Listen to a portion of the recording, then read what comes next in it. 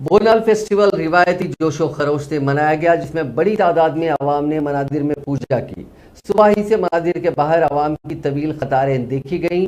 हरी बौली की अक्करना मादना और लाल दरवाजे की महाकाली मंदिर को सजाया गया था। साथ ही चार मीनार की मंदिर के करीबी पूजा करने वालों की कसीर तादाद देखी गई। वजीर इंडोमेंट इंदिराकरण रेड्डी और वजीर सिनेमाटोग्राफी तलसानी श्रीनिवास यादव ने अवाम को तेलंगाना की तहजीब और सकाफत को उजागर करने वाली इस त्योहार की मुबारकबाद पेश की।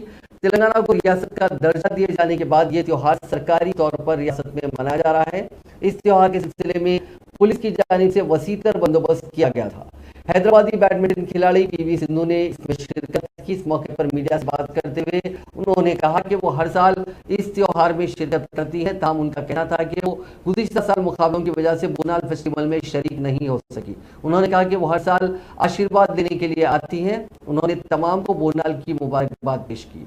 पुलिस ने बोनाल के पेश नज़र सिक्योरिटी के सख्त इंतजाम किए थे। शहर के कई इलाकों में आज और कल ट्रैफिक पर पाबंदियां आयद कर दी गई।